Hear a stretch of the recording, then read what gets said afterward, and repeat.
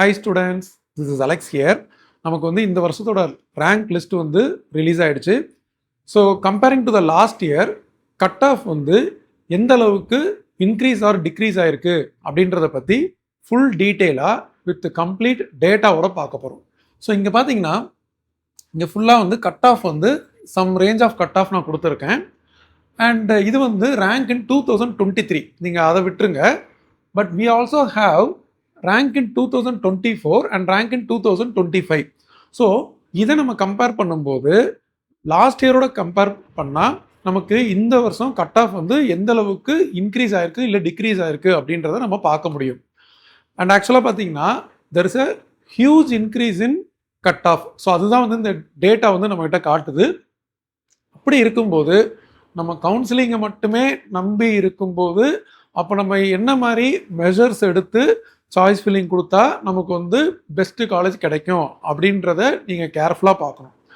So இங்கே வந்து பார்த்தீங்கன்னா 200 cut off. So last year 65 students இருந்திருக்காங்க.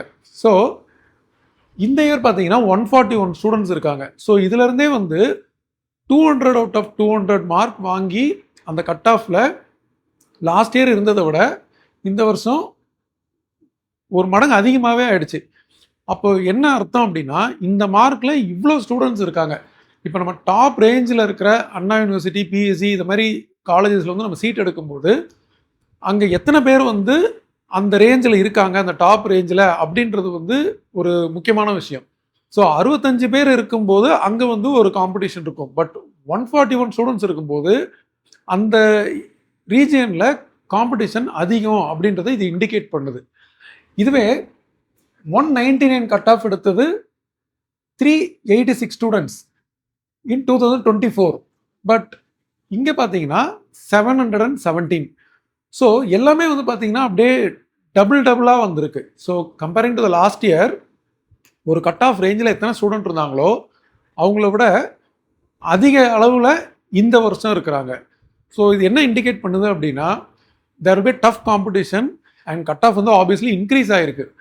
அண்ட் அடுத்தது 198 கட் ஆஃபில் வந்து 869 ஸ்டூடெண்ட்ஸ் இருந்தாங்க லாஸ்ட் இயர். பட் இப்போ வந்து 1511 ஸ்டூடெண்ட்ஸ். ஸோ அகைன் பார்த்தீங்கன்னா இதோட லார்ஜ் இன்க்ரீஸ். 197 கட் ஆஃபில் லாஸ்ட் இயர் 1476 ஸ்டூடெண்ட்ஸ் இருந்தாங்க. பட் இப்போ 2511 ஸ்டூடெண்ட்ஸ் இருக்காங்க.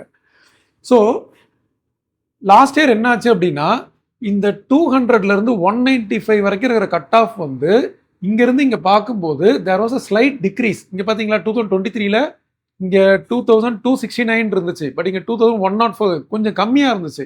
பட் அதுக்கப்புறம் இன்க்ரீஸ் ஆச்சு. பட் இந்த வருஷம் மொத்தமாகவே எல்லா மார்க்குக்குமே வந்து there is a huge increase in the cut off. அதுதான் நம்மளால் பார்க்க முடியுது. இப்போ அடுத்தது 195 வந்து பார்த்தீங்கன்னா 2862 ஸ்டூடெண்ட்ஸ் லாஸ்ட் இயர் இருந்தாங்க. அவங்களோட ரேங்க் வச்சு நம்ம சொல்கிறோம், ஜென்ரல் ரேங்க் வச்சு. இப்போ வந்து 5000 சம்திங் இருக்காங்க. 190 கட் ஆஃபில் 8800 சம்திங் இருந்தாங்க.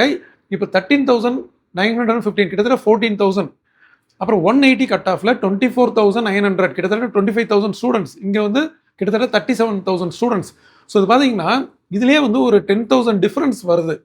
170 கட் ஆஃப் 43000 சம்திங், இங்கே 63000 சம்திங், கிட்டத்தட்ட 20000 ஸ்டூடெண்ட்ஸ் அதிகமாக இருக்காங்க. ஸோ ஒரு 170 கட் ஆஃப் வாங்கின ஸ்டூடெண்ட்டுக்கு லாஸ்ட் இயர் இந்த ஒரு பர்டிகுலர் ரேங்க்ல கிடச்சிருக்கு அப்படின்னா இப்போ வந்து இந்த இடத்துல நிறைய ஸ்டூடெண்ட்ஸ் இருக்காங்க. அப்போ இது என்ன இண்டிகேட் பண்ணுது அப்படின்னும் போது அந்த ஒரு பர்டிகுலர் கட் ஆஃபில் வந்து நிறைய ஸ்டூடெண்ட்ஸ் இருந்தாங்கன்னா அப்போ வந்து ஆப்வியஸாக கட் ஆஃப் வந்து இன்க்ரீஸ் ஆகும். ஸோ அப்போ முன்னாடி 43000 ஸ்டூடெண்ட்ஸ் இருந்த இடத்துல இப்போ 63000 ஸ்டூடெண்ட்ஸ் இருக்காங்க அப்படின்னா அந்த இடத்துல வந்து அந்த டஃப் காம்படிஷன் இருக்குது அப்படின்றது அர்த்தம். ஸோ அடுத்தது பாருங்கள், 160 கட் ஆஃபில் வந்து லாஸ்ட் 64000 ஸ்டூடெண்ட்ஸ் இருந்தாங்க. இப்போ 91000 இருக்காங்க. கிட்டத்தட்ட 30000 அதிகமாக இருக்குது. 150 கட் ஆஃபில் 86000, இப்போ 1,19,000. 140 கட் ஆஃபில் 1,09,000 சம்திங், இங்கே வந்து 1,40,000 சம்திங், கிட்டத்தட்ட 30,000 ஸ்டூடெண்ட்ஸ் அதிகமாக இருக்காங்க. 130 கட் ஆஃபில் 131,292, 1,31,000 சம்திங், இது 1,73,000. ஸோ அகைன் பாருங்கள் ஒரு 40,000 டிஃப்ரென்ஸ் இருக்குது. ஸோ இந்த ரேஞ்சில் வந்து என்ன ஆகுது அப்படின்னா லாஸ்ட் இயரை விட நம்ம மார்க் எல்லா ரேஞ்சிலையுமே வந்து நம்பர் ஆஃப் ஸ்டூடெண்ட்ஸ் வந்து அதிகம். இது வந்து நிறைய பேர் வந்து நல்லா ஸ்கோர் பண்ணியிருக்காங்க. அது ஒரு ரீசன். இது மாதிரி வந்து ஹியூஜ் இன்க்ரீஸ் இந்த number of students in every cut off. இப்போ அடுத்தது பாருங்கள், இப்போ 130 பார்த்தாச்சு, 120 பாருங்கள், 1,50,000 சம்திங், 52,000 சம்திங், இப்போ 1,96,000. இது கிட்டத்தட்ட பாருங்கள் ஒரு 40,000 45,000 எக்ஸ்ட்ரா. கட் ஆஃப் 110ல் 1,70,000 ஸ்டூடெண்ட்ஸ் இருக்காங்க. இப்போ 2,15,000 ஸ்டூடெண்ட்ஸ் இருக்காங்க. கட் ஆஃப் 100ல் வந்து 1,84,000, இங்கே 2,29,000. அப்புறம் 90 கட் ஆஃபில் 1,93,000, இது 2,36,000. அண்ட் 80 கட் ஆஃபில் 1,97,581 இருந்தாங்க. இப்போ 2,39,285 ஸ்டூடெண்ட்ஸ் இருக்காங்க. ஸோ இந்த டேட்டாவிலேருந்து நமக்கு என்ன தெரியுது அப்படின்னா, இந்த வருஷம் நம்ம கட் ஆஃப் வந்து இன்க்ரீஸ் ஆகிருக்கு அப்படின்றத இந்த ரேங்க் வச்சு நம்மளால் பார்க்க முடியுது. ஸோ இப்போ லாஸ்ட் இயருக்கு நீங்கள் எந்த ரேங்க்கில் உங்களுக்கு ஒரு சீட் அலாகேட் ஆகிருக்கோ அந்த ரேங்க்குக்கு வந்து கிடைக்கிறது கஷ்டம். அதை விட ஏன் அப்படின்னா, நமக்கு வந்து நம்பர் ஆஃப் ஸ்டூடெண்ட்ஸ் வந்து அதிகமாக இருக்காங்க. அப்போ வந்து அதில் வந்து சேஞ்சஸ் இருக்குது. ஸோ இதெல்லாம் வந்து நம்ம கரெக்டாக பார்த்து சாய்ஸ் ஃபில்லிங் கொடுத்தா மட்டும்தான், நம்ம டார்கெட் பண்ணி ஒரு காலேஜ் வச்சுருக்கோம் அப்படின்னா அது கிடைக்குமா கிடைக்காதா அப்படின்றது நம்ம அதை கரெக்டாக அனலைஸ் பண்ணி கொடுக்கணும் அப்படின்றத நம்ம புரிஞ்சுக்கணும்.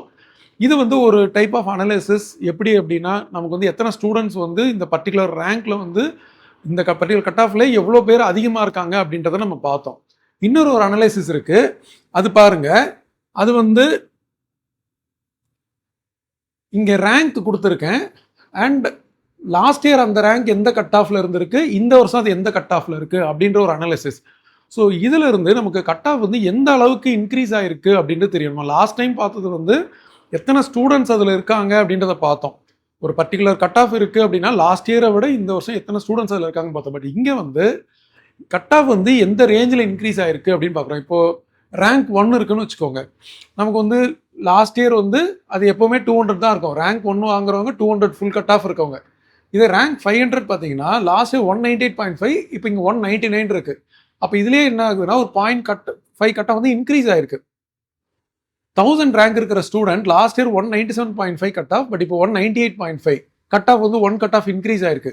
5000 ரேங்க் வாங்கின ஒரு ஸ்டூடெண்டோட லாஸ்ட் இயர் கட் ஆஃப் 192.5, இப்போ 195, 2.5 இன்க்ரீஸ் ஆயிருக்கு. 10,000 ரேங்க் இருக்கிற ஒரு student last year 189 cut off, இப்போ 194. ஸோ கட் ஆஃப் 3 வந்து இன்க்ரீஸ் ஆயிருக்கு. 20,000 ரேங்க் எடுத்த ஒரு ஸ்டூடெண்ட் லாஸ்ட் இயர் 182.5, இப்போ 187.5. ஸோ நீங்களே வந்து இதோட டிஃப்ரென்ஸ் பார்க்கலாம். 30,000 ஸ்டூடெண்ட்டுக்கு 177 லாஸ்ட் இயர், இப்போ 182. ஸோ 5 கட் ஆஃப் இன்க்ரீஸ் ஆயிருக்கு. ஸோ இதை மாதிரி நீங்கள் ஒவ்வொரு ரேங்கோட ரேஞ்சிலையும் எவ்வளோ கட் ஆஃப் வந்து இன்க்ரீஸ் ஆயிருக்கு அப்படின்றத உங்களால் பார்க்க முடியுது. ஃபார் எக்ஸாம்பிள், இப்போ நீங்கள் 70,000 ரேங்க்ல லாஸ்ட் இயர் பார்த்தீங்கன்னா 157.5, இப்போ வந்து 167, கிட்டத்தட்ட 9.5 கட் ஆஃப் வந்து இன்க்ரீஸ் ஆயிருக்கு. ஸோ சில ஸ்டூடெண்ட்ஸ் கேட்பாங்க எவ்வளோ கட் ஆஃப் வந்து இன்க்ரீஸ் ஆயிருக்கு அப்படின்னு சொல்லிட்டு. ஸோ இதுலேருந்து நீங்கள் தெரிஞ்சுக்கலாம். இப்போ 80,000 ரேங்க் வந்து லாஸ்ட் இயர் 153 கட் ஆஃப், இப்போ 163.5 பாருங்க, 10 கட் ஆஃப் மேலே இன்க்ரீஸ் ஆயிருக்கு. 90,000 ரேங்க் வாங்கின லாஸ்ட் இயர் ஸ்டூடெண்ட் 148.5, இப்போ வந்து 160.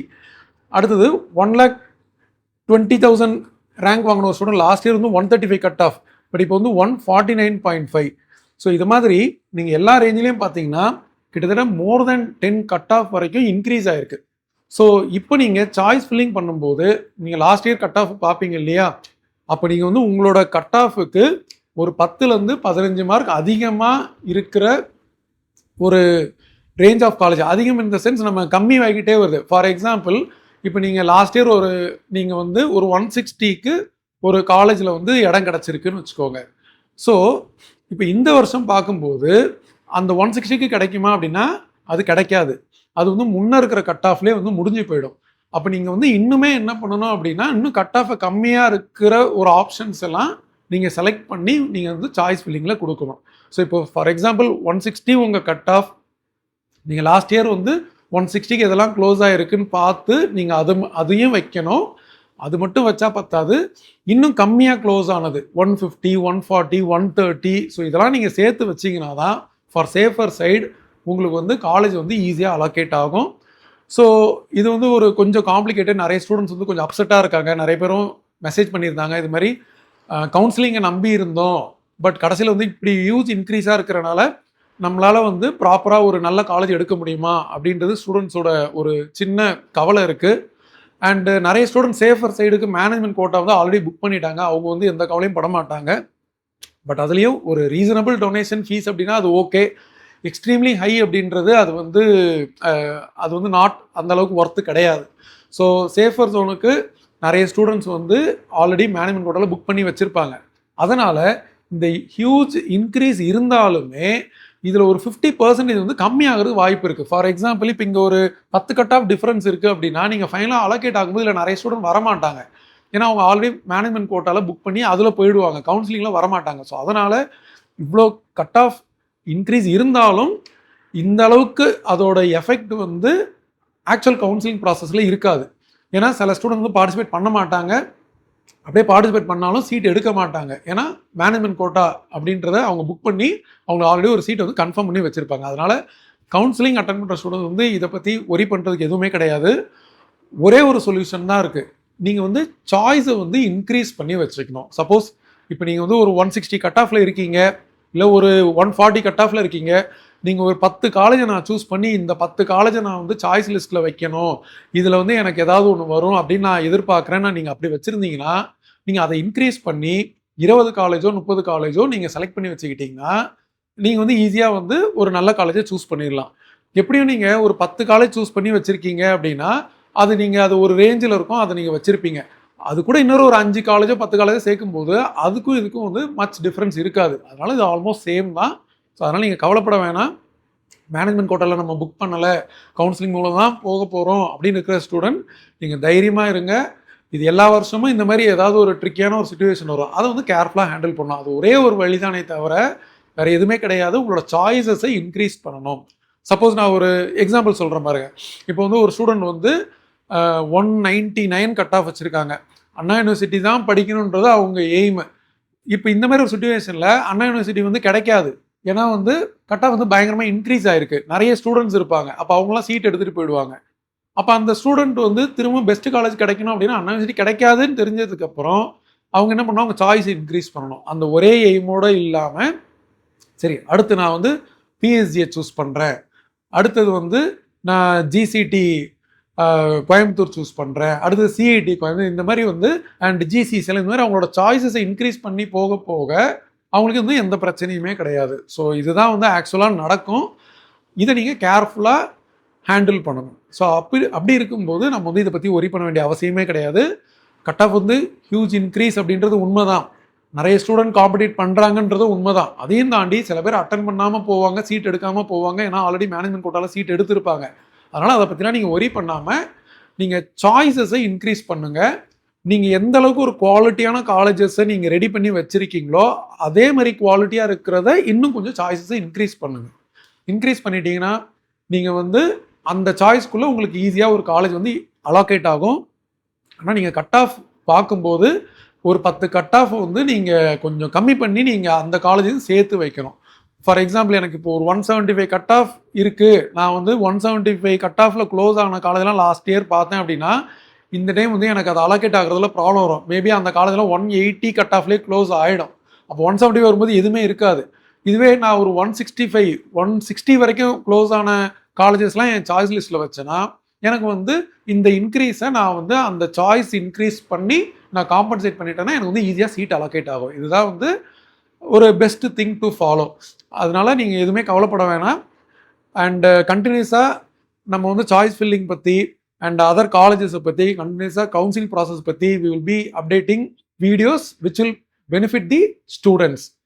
Stay tuned. Wishing you all the best.